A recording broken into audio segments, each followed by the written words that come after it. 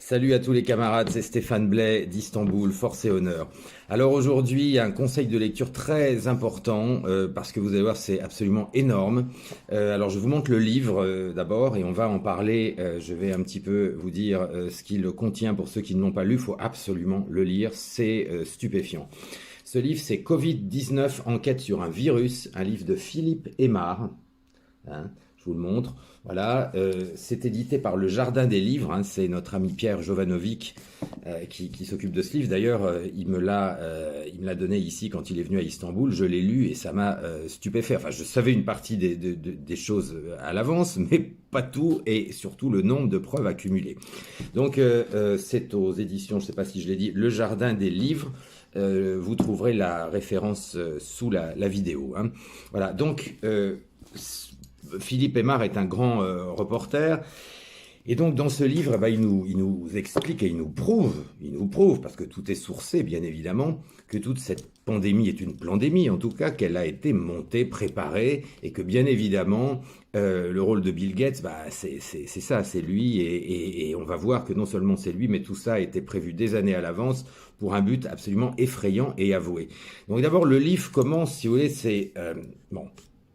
tout est sous le contrôle de l'OMS, mais on va en reparler après. L'OMS, c'est quoi? C'est la haute maçonnerie, et puis l'OMS, bien évidemment, est totalement aux mains de Bill Gates, mais on va vous donner toutes les preuves nécessaires. Donc, l'OMS va se permettre de contrôler très facilement, finalement, via Bill Gates, l'info des réseaux sociaux, faire fermer les comptes des personnes qui sont récalcitrantes, anti-vax, ou même sans être anti-vax, des gens qui émettent des réserves ou qui se posent des questions. Hein. On a un nombre de scientifiques qui ont été assassinés qui dépasse l'imagination. Vous avez absolument tous les détails là-dessus. Je vais vous prendre quelques exemples. Vous avez le docteur Richard Valéry Mouzoko Kibung, mort le 19 avril 1919. Cause du décès officiel, assassinat. Officiel, attention. Le docteur Peter Salama, mort le 23 juin 2020. Bon. Le docteur Francis Plumer, mort le 4 février 2020. Cause du décès, crise cardiaque alors qu'il était avec sa famille au Kenya en vacances. Mais le problème, c'est précisément son laboratoire qui a été victime d'un vol du virus Ebola en 2009, puis de nouveau en 2014 et une dernière fois en 2019, juste avant sa mort. Bon, c'est un hasard, bien sûr. Voilà. Alors, je ne décide pas tous. Vous avez le docteur Bing Liu qui est mort le 2 mai 2020. Cause officielle, meurtre. Bon, voilà. Et bien évidemment, c'était un médecin, chercheur, professeur d'université, virologue chinois de Singapour. Il exerçait à l'université de Pittsburgh et travaillait sur le virus SRAS. Il a été abattu de plusieurs balles dans la tête aux États-Unis. Son assassin, Hao Gu, a été retrouvé à quelques kilomètres plus loin, à proximité de la voiture, lui aussi avec une balle dans la tête. Pas une blague à ce que je vous raconte. Et ça continue comme ça. Je ne vais pas vous donner tous les exemples. Je ne veux pas faire une vidéo de 3 heures. Et voilà, donc on a l'épreuve de l'assassinat d'un nombre absolument incroyable de scientifiques, d'hommes de science et de virologues. Et vraiment, ce sont des meurtres... à 90%, c'est reconnu par la police comme des meurtres. De toute façon, quand on prend 4 balles dans la tête, il y a quand même beaucoup de chances que ce soit un meurtre. Voilà. Et même pour ceux dont on n'a pas la preuve formelle, comme l'histoire de la crise cardiaque de Francis Plumer, il venait juste, encore une fois, d'être victime, encore une fois, je dis, de vol du virus Ebola dans son laboratoire. Voilà, ce qui est quand même assez extraordinaire. Bon, ça c'est le début. La suite, on va aller plus loin maintenant. Vous avez des usines de chloroquine pulvérisées par des bombes qui disparaissent. Ça, vous avez tous les détails dans le livre. Hein.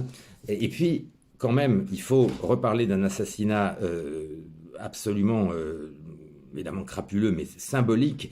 En décembre 2017, la police canadienne découvrait les corps de Barry Sherman et de son épouse Honey, propriétaires du grand laboratoire canadien Apotex, détenteur de nombreux brevets et surtout d'un des principaux fabricants, l'un des principaux fabricants d'hydrochloroquine. À ce jour, la police n'a pas avancé dans son enquête. Pire, elle empêche les enquêteurs privés de disposer de pièces à conviction importantes pouvant aider à l'identification du ou des meurtriers. Cause du décès, double homicide par étranglement. Là, voilà. Je rappelle quand même que le choix de l'étranglement est souvent peut-être une vengeance maçonnique. Hein.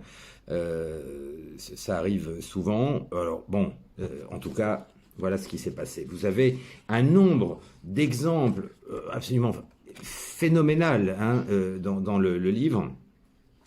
Et donc on vient maintenant à un passage très intéressant, enfin tout est intéressant, c'est la conversation de février 1997 entre Bill Gates et John Kennedy Jr., qui, je le rappelle, est mort peu de temps après dans un accident d'avion, d'hélicoptère, voilà, de petit avion, je ne sais plus. Donc, ils ont parlé du monde numérique, de la carte à puce, de la fin de la vie privée, de l'utilisation des données par Microsoft, et tout est sourcé là-dedans. Bill Gates a lâché cette phrase extraordinaire: « Je finance le contrôle de la population, je suis un grand donateur pour l'association United Way ». C'est-à-dire qu'il le dit lui-même, c'est publié, et, voilà, il n'y a pas de problème, il le dit. Comme il avait dit d'ailleurs que ce serait un bon début, avec les vaccins, on aurait 20% de la population en moins. Mais on va y revenir.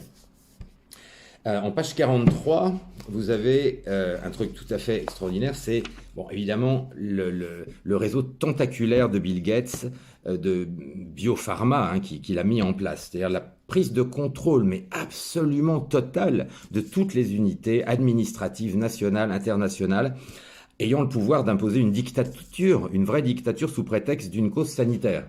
C'est-à-dire que tout est prêt, ils contrôlent absolument tout, et ces unités peuvent, quand elles le veulent, sur demande de Bill Gates, déclencher, on l'a vu d'ailleurs, puisque c'est ce qui est en train de se passer, d'imposer une véritable dictature avec le prétexte d'une cause sanitaire.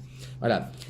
Il faut noter, et c'est dans le livre avec toutes les preuves également, que M. Bill Gates a investi dans Moderna et a créé un vaccin anti-Covid des années avant le Covid-19. Et il y a gagné des centaines de millions d'euros. Voilà, Moderna, n'est-ce pas ? La Fondation Gates est devenue le premier partenaire privé de l'Organisation mondiale de la santé. Vous vous rendez compte ? Le premier partenaire privé, ce qui lui permet de siéger comme membre permanent de l'OMS. Vous vous rendez compte ? Voilà, donc on en est là. Pareil d'ailleurs pour l'UNICEF et la Banque mondiale. Bill Gates siège aussi là-bas, ces gens, n'est-ce pas? On est là quand même, attention. Et puis, évidemment, on va reparler de ce Fauci, là. Fauci, je l'appelle, c'est vraiment l'ange de la mort, lui. Le NIAID, le National Institute of Allergy and Infectious Diseases, qui est dirigé donc par le docteur Fauci depuis, attention, 1984. Vous voyez que ça date pas d'hier. Et alors, accrochez-vous, avec un budget de 6 milliards de dollars. 6 milliards de dollars. Là, je pense qu'on peut éventuellement parler d'un lobby. Voilà. Bon, alors maintenant, je vais vous lire, page 49, quelque chose d'absolument effrayant et glaçant au sujet de la dépopulation. Donc, il y a eu une de Sovereign Independent qui date de juin 2011 et qui montre bien le calcul de Bill Gates.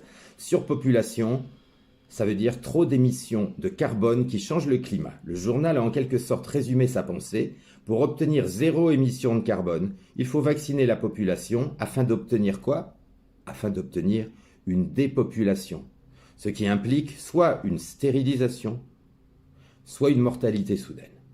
Les médias officiels financés par Bill Gates ont tenté de décrédibiliser cette une, en particulier via une agence basée en Australie, puis de la supprimer, mais ils n'y sont pas parvenus. On a tout, il y a toutes les preuves. Je pourrais faire 3 heures de vidéo sur le livre, mais je ne vais pas vous faire ça, il faut que vous le lisiez quand même.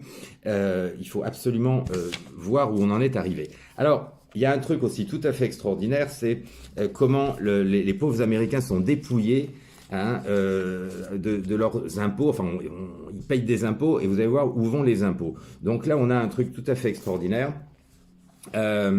Chaque laboratoire pharmaceutique travaillant sur un vaccin quelconque contre le Covid-19 s'est vu attribuer des sommes astronomiques par l'administration américaine.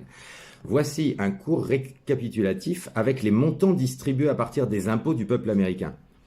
Accrochez-vous, ça pique. 456 millions à Johnson & Johnson le 30 mars 2020. 483 millions de dollars à Moderna le 16 avril. 1200 millions. 1200 millions à qui, vous savez? À qui? À AstraZeneca, ouais, le 21 mai. 450 millions à Regeneron Pharma, je sais plus quoi, le 7 juillet. 1600 millions à Novavax le 7 juillet. 1950 millions de dollars à Pfizer le 22 juillet.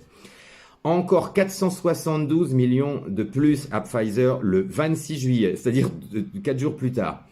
265 millions à Fujifilm le 27 juillet, 2000 millions à Sanofi le 31 juillet, 1000 millions à Johnson & Johnson à nouveau le 5 août, 1500 millions à Moderna, 1500 millions de dollars à Moderna le 11 août, 375 millions à Eli Lilly le 28 octobre. Voilà. Vous trouverez absolument tout là-dedans, tout est sourcé. Donc voilà comment les Américains se font, et pas seulement évidemment, c'est valable aussi pour les Européens et pour quasiment tout le monde maintenant, se font dépouiller de leur argent pour se faire empoisonner par la suite. Je veux dire, c'est un livre absolument énorme, énorme. Alors, ce qui est incroyable aussi en France, c'est que l'État a choisi Microsoft hein, pour les données de santé, ce qui a fait un véritable scandale. Vous imaginez que tout ce qui nous concerne, nous citoyens français, c'est Bill Gates qui le lit. Enfin bon, c'est Jean à lui. C'est-à-dire que notre état de santé, les maladies qu'on a eues ou pas eues, si on a du diabète, etc., tout ça, c'est Bill Gates qui s'en occupe en France. Hein, ce qui est totalement incroyable, ce qui montre que l'État félon français, les traîtres au pouvoir, n'ont pas hésité à choisir Microsoft et à balancer à Bill Gates toutes les données du peuple français, les données de santé, ce qui est quand même hallucinant. Donc voilà, je ne vais pas faire une vidéo plus longue que ça, il faut absolument que vous lisiez ce livre, Covid-19 enquête sur un virus. C'est ce livre de Philippe Aymar, publié aux éditions Le Jardin des Livres. Vous avez la référence dessous. Vraiment, lisez-le, c'est un gros pavé, mais vous allez tomber par terre.